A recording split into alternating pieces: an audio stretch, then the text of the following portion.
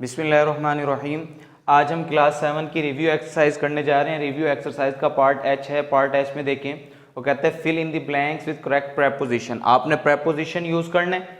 तो आप पहले देखते हैं फर्स्ट सेंटेंस, वो कहता है the moon revolve dash the earth, कि चांद जो है वो ज़मीन के गिर्द घूमता है, गर्दिश करता है। तो यहाँ पर हमने उसके लिए जब कोई चीज़ दूसरी चीज़ के गिर्द घूम रही होती है, गर्दिश कर रही होती है, तो हम उसके लिए अराउंड का वर्ड यूज़ करते हैं।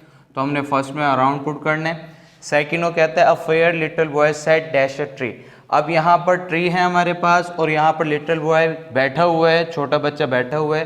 तो इनके दरमियान फिजिकल टच नहीं है। तो जब फिजिकल टच ना हो तो हमने अंडर यूज़ करना है। अंडर, वजह मैंने आपको बता दी कि नॉट फिजिकल टच, के फिजिकल टच नहीं है, नॉट फिजिकल टच। उसके बाद थर्ड में कहता है हमटी Dumpty set dash a wall. तो यहाँ पर हम ऑन पुट करेंगे क्योंकि यहाँ पर इनमें क्या है, फिजिकल टच आ रहा है। तो फिजिकल टच की वजह से हम ऑन पुट कर रहे हैं, फिजिकल टच। ठीक है, यानी एक चीज़ दूसरी चीज़ के ऊपर रखी हुई है और उनका फिजिकल टच आपस में हो रहा है। उसके बाद है she is afraid dash the dog. अब यहाँ पर देखें, द डॉग जो है ये हमारे पास स्पेसिफिक हो गया है। जब स्पेसिफिक कोई लफ्ज़ हो जाए तो हम उससे पहले फिर ऑफ का इस्तेमाल करते हैं। तो फोर्थ में हमारे पास ऑफ आ जाएगा। वजह मैंने आपको बता दी क्योंकि ये हमारे पास क्या है, स्पेसिफिक हो गया। ठीक है, उसके बाद फिफ्थ में वो कहता है it has been raining dash yesterday. अब ये देखिए, ये सेंटेंस आपको दिया हुआ है, it has been perfect continuous tense है।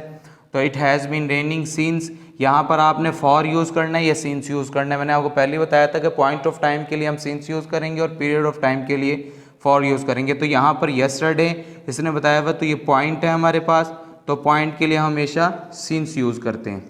ठीक है, उसके बाद है आई लेफ्ट हिम डैश। तो यहाँ पर आप बिहाइंड पुट करेंगे। ठीक, उसके बाद आप देखें पार्ट आई आपको दिया, वो कहता है separate countable and uncountable noun. तो काउंटेबल नाउन क्या होता है, काबिल शुमार इसमें, काबिल शुमार यानी ऐसे नाम जिनको हम गिन सकते हो, और अनकाउंटेबल नाउन्स ऐसे नाम जिनको हम ना गिन सकते हो, तो हम इनको कहेंगे ना काबिल शुमार।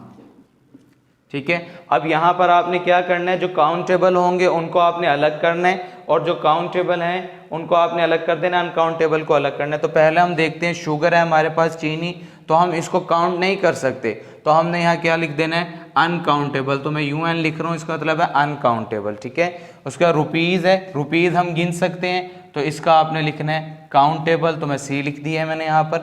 पेन्स है, पेन्स को भी हम गिन सकते हैं कि एक पेन है, 2 हैं, 5 हैं, 10 हैं, जितने भी हैं तो हम इनको गिन सकते हैं। तो यहाँ पर हम काउंटेबल इसको लिख देंगे। उसके बाद पेंसिल्स है, पेंसिल्स को भी हम गिन सकते हैं, तो इसका भी काउंटेबल आ जाएगा। उसके बाद साल्ट है, नमक। अब नमक को हम नहीं गिन सकते हैं, साल्ट को हम नहीं गिन सकते कि 1 नमक है, 2 नमक है, 4 नमक है, हमें कुछ नहीं पता है, तो ये अनकाउंटेबल होगा, तो ये अनकाउंटेबल में आ जाएगा। उसके बाद टी है, टी भी हम नहीं गिन सकते, तो टी भी हमारे पास अनकाउंटेबल होगी। उसके बाद सेकंड लास्ट आपको दिया वाटर, वाटर को भी हम नहीं गिन सकते हैं, तो ये भी हमारे पास अनकाउंटेबल हो जाएगा। उसके बाद लास्ट आपको दिया हुआ है कप्स दिए हुए हैं, तो कप को भी हम गिन सकते हैं, तो कप हमारे पास क्या होगा, जिनको हम गिन सकते हो वो काउंटेबल हो जाएगा। उसके बाद आपको पार्ट L दिया है, वो कहता है यूज ऑफ आ, एन और दी। मैंने आपको पहले ही बताया था कि हमारे पास जो आ, एन और दी होते हैं, ये हमारे पास आर्टिकल्स हैं।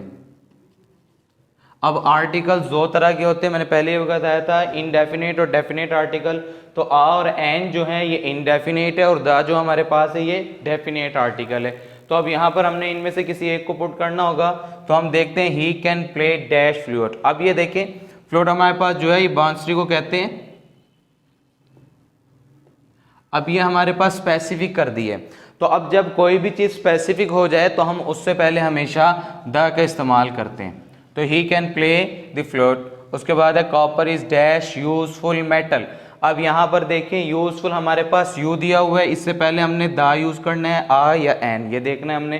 तो ये हमारे पास स्पेसिफिक नहीं किया हुआ इन्होंने, तो इसलिए हम आ या एन में से यूज़ करेंगे। अब देखना ये कि आ यूज़ करना है या एन। अब देखा जाए तो यू जो है वॉवल वर्ड ज़रूर है ये, लेकिन वॉवल साउंड नहीं है, क्योंकि वॉवल साउंड हमेशा किससे शुरू होता है, अलिफ से शुरू होता है, अलिफ। तो अब यहाँ पर अगर हम इसको देखें, यूजफुल को लिखें तो यूजफुल, तो ये से शुरू हो रहा है, तो ये हमारे पास वॉवल साउंड नहीं है, तो इसलिए हमने यहाँ पर क्या लिखना है, copper is a useful metal. उसके बाद दिया हुआ आपको थर्ड सेंटेंस दिया हुआ है, he is dash European. European में भी सेम अगर हम इसको लिख कर देखें तो यहाँ से ये से शुरू हो रही है हमारे पास, तो यहाँ जब ये से शुरू हो रही है, वॉवल साउंड नहीं दे रहे हैं लेकिन ये वॉवल वर्ड है, तो वॉवल वर्ड हो लेकिन वॉवल साउंड ना दे रहा हो तब भी हमने क्या यूज़ करना है, आ ही यूज़ करना है। उसके बाद कहते हैं his father is dash S D O. अब यहाँ देखें हमारे पास जो एस है ये वॉवल वर्ड नहीं है लेकिन ये वॉवल साउंड दे रहा है। किस तरह से, ये हम इसको उर्दू में लिख कर देखते हैं, एस डी ओ। अब यहाँ पर देखिए जो लफ्ज़ शुरू हो रहा है वो अलिफ से हो रहा है, और मैंने आपको यहाँ पर बताया कि जो वॉवल साउंड होगा वो अलिफ से शुरू हो रहा होगा, वॉवल साउंड। तो अब जो वॉवल साउंड जब अलिफ से शुरू हो रहे हैं तो फिर हमने क्या लिखना है, his father is an S D O. उसके बाद है माई ब्रदर इज इन, ये आर्मी, ये हमारे पास स्पेसिफिक हो गया। तो स्पेसिफिक जब कोई चीज़ हो जाए तो हमने उसके लिए द का इस्तेमाल करना होता है। My brother is in the army, they run dash N G O. अब यहाँ पर भी सेम इसी तरीके से जैसे एस डी ओ हमने लिखा, एन जी ओ भी, एन जी ओ हम अगर लिख कर देखें उर्दू में तो एन जी ओ। अब यहाँ देखें अलिफ से शुरू हो रहा है तो ये वॉवल साउंड दे रहे हैं, तो they run N G O. Thank you.